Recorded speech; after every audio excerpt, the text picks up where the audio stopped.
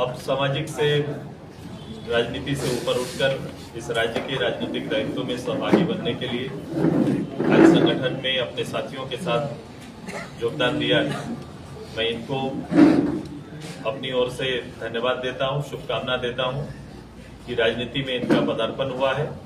उम्मीद करते हैं कि अपने नेतृत्व से इस राज्य के आवाम और ऐसे ही दबे कुचले लोगों का भावनाओं का सम्मान करते हुए उन्हें एकत्रित करने में अपना योगदान देंगे और सभी लोगों को, खास से आम लोगों तक में एक राजनीतिक वैचारिक जो लड़ाई आजसू पार्टी का है उसका नेतृत्व करेंगे। मेरी शुभकामनाएं इनके साथ है, इनके पूरे ग्रुप, इनके पूरे साथियों के साथ है। मैं धन्यवाद देता हूँ। कल से कुर्मी समाज का आंदोलन शुरू हो रहा है, एसटी का दर्जा उठना चाहते हैं, आपका क्या स्टैंड रहेगा सर? क्योंकि ये तो लड़ाई आपकी मिलेगी, आपको नहीं, ये स्पष्ट रूप से ये एक सामाजिक रूप से इस लड़ाई को लगातार वर्षों से लड़ा जा रहा है। हम लोग संगठन के रूप से भी हमेशा ऐसे छुटे हुए सामाजिक जो वर्ग हैं जिन्हें पूर्व में आजादी से पहले जिस कैटेगरी में सुनिश्चित किया गया था उसी कैटेगरी में स्थापित होने की बात समाज के अंदर चल रहा है, उसका चर्चा चल रहा है, उसका आंदोलन चल रहा है। ये कई दौर का आंदोलन पहले भी हुआ है और एक कल से भी एक आंदोलन चल रहा है। समाज के आगुआ, समाज के लीडर, समाज के लोग एकत्रित होकर एक भावना कल वह एक आंदोलन में उतर रही है। वो अपने हक के लिए लड़ रहे हैं और निश्चित रूप से इस पे विचार होना चाहिए। आप लोग का नैतिक समर्थन रहेगा? नहीं, केवल नैतिक नहीं है ये बात। मैं अपने प्लेटफॉर्म, सामाजिक प्लेटफॉर्म, राजनीतिक प्लेटफॉर्म में भी मैं चर्चा हमेशा करता रहा हूँ और इसको लेकर हम लोग चाहे जिस प्लेटफॉर्म में हम लोग लगातार इस बात को कहते आए कि सामाजिक न्याय की बात करें तो कोई समाज को पीछे छोड़कर या उसको उसके हक से दूर रखकर सामाजिक न्याय की कल्पना किसी प्रदेश में पूरा नहीं हो सकता है। ये केवल हमारे स्टेट का नहीं, ये बंगाल के भी सीमावर्ती एरिया में और उड़ीसा के भी सीमावर्ती एरिया के इस समाज का एक बड़ा प्रॉब्लम है और उसको अलग अलग रूप से, अलग अलग समय समय पर लोग सरकार को और सरकार के जो भी देखने वाले हैं या इसको हल करने वाले संस्थाओं के साथ इनका संबंध बना रहता है। हमारे संगठन के प्रतिनिधि भी, व्यक्तिगत रूप से हम लोग भी इस विषय में हमेशा संवाद करते आए कि इसका हल निकलना चाहिए।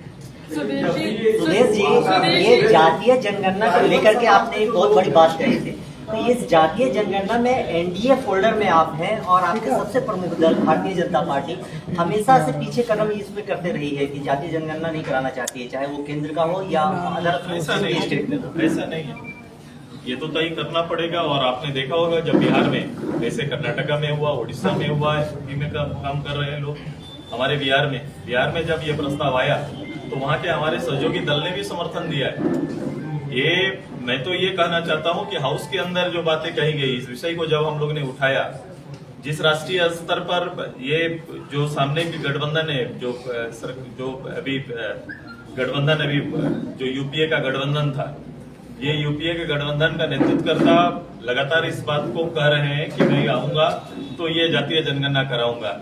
मैं बोला दिल्ली में बाद में, पहले झारखंड में आपकी सरकार है, कांग्रेस की सरकार है, झारखंड मुक्ति मोर्चा की सरकार है, सबसे पहले इस राज्य में अपना प्रस्ताव लाए और प्रस्ताव ला के जातीय जनगणना कराए।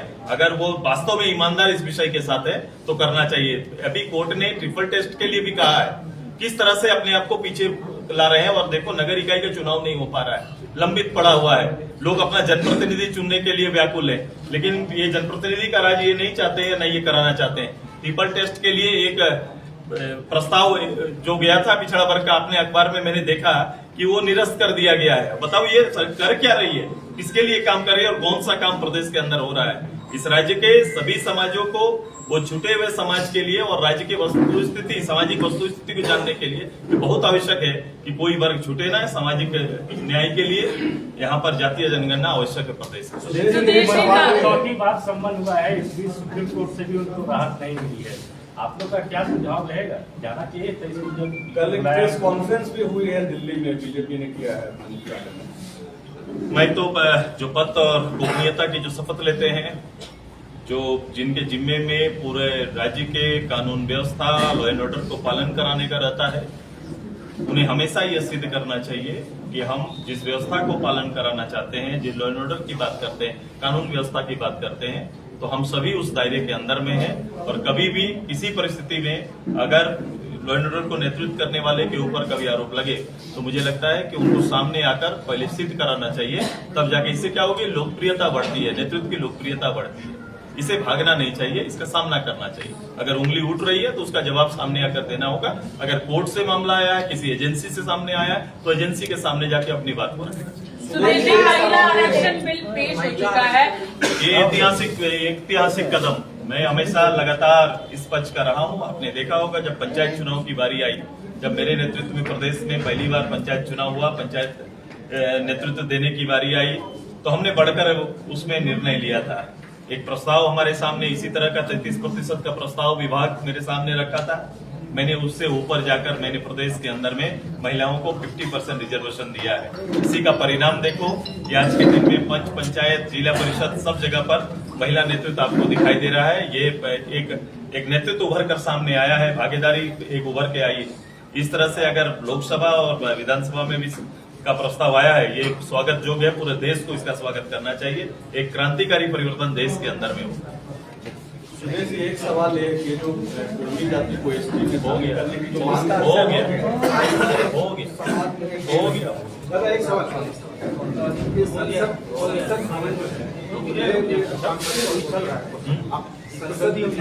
नए संसद आप लोग भी पुराने विधानसभा से नए विधानसभा में गए, एक जनप्रतिनिधि पुराने भवन से किसी तरह का अटैचमेंट नहीं, क्या फीलिंग?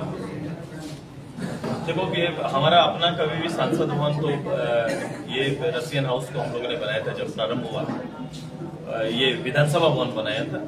और ये सांसद भवन जो दिल्ली का है, ये भी इसको भी पूर्व घोषित या फिर उसका स्ट्रक्चर शुरू से नहीं था, इसको नामित किया गया था। लेकिन लंबे समय से देश का पूरा पॉलिटिक्स, देश के सारे लीडर, देश के सारे कानून, देश का पूरा राजनीतिक जितना भी गतिविधि रही वो केंद्र रहा है और देश की एक पहचान बना हुआ है। उस पिलर को देखते हैं तो लगता है कि भारत जैसे एक अशोक चक्र पर भारत का हृदय रहता है, उसी तरह देश की राजनीति का हृदय संसद भवन के वो पिलर देखने पर प्रतीत होता था। जो लोगों ने ज्यादा समय बिताया उनके लिए तो बहुत मुश्किल का क्षण रहा होगा कि उससे कभी भी वो स्ट्रक्चर से बाहर निकल कर नए में जाएंगे, लेकिन यादें वहीं पर ठहर जाएंगी। यादों के सहारे आगे आना पड़ेगा। मैं व्यक्तिगत रूप से चाहता हूं कि वो स्ट्रक्चर का भी उपयोग उसी रूप से हो ताकि राजनीतिक गतिविधि, दर्शन की गतिविधि और वो किसी न किसी रूप से भारत की भावना से जुड़ा हुआ है, तो भारत की भावना के साथ अटैच रहे। वो जरूर हमारे प्रधानमंत्री जी इसके बारे में सोचेंगे। सर, IATIE गठबंधन से एक बार फिर सनातन विरोधी बयान आया है, यानी बात कर रहे हैं हेमलाल मुर्मू की। हेमलाल मुर्मू ने बजरंगबली को आदिवासी विरोधी बताया। मैं इस सब टिप्पणी पे नहीं जाता। लोगों को कभी कभी राजनीति करने वालों को लोगों को लगता है कि इस तरह से बातों करके उनकी राजनीति सज जाएगी या लोकप्रियता के कटघरे में तुरंत जम कर जाएंगे। मुझे कभी कभी बीच से ये फीलिंग्स आता है, क्योंकि जिनके बारे में आप बोल रहे हैं वो भारतीय जनता पार्टी ज्वाइन किए थे, वो भारतीय जनता पार्टी के सारे रूल्स को पालन कर रहे थे, वो मंदिर पूजन से लेकर सारे सनातन के सारे क्रियाकलाप में खुद को सामने कर दिए थे। वहां सिद्ध करना था कि मैं सबसे बड़ा सनातन हूँ, उधर से निकल गए तो ये सिद्ध करने में लगे हुए हैं कि मैं इसको नहीं मानता। तो कभी कभी व्यक्तिगत आचरण से लोगों की भावनाओं को बदलने का कुछ लोग प्रयास करते हैं, ऐसा होता नहीं है। लोगों की जो भावना है वो अपने अपने जगह पर स्थिर है और इसको आजादी से रहने देना चाहिए। राजनीति का प्लेटफॉर्म बिल्कुल अलग है। उस प्लेटफॉर्म में जब आप जाएंगे तो उसकी जवाबदेही बहुत है। उनको बात करनी चाहिए जिस जगह से वो आते हैं, जहां से वो लोग नेतृत्व करते हैं, वहां के लोगों के जो जीवन स्तर है उस जीवन स्तर को परिवर्तन करने का नेतृत्व उन्हें दिया गया है। इस राजनीतिक प्लेटफॉर्म का इस्तेमाल उसके लिए करेंगे तो मुझे लगता है राजनीतिक प्लेटफॉर्म और उनकी प्रतिज्ञा को ज्यादा बल मिलेगा।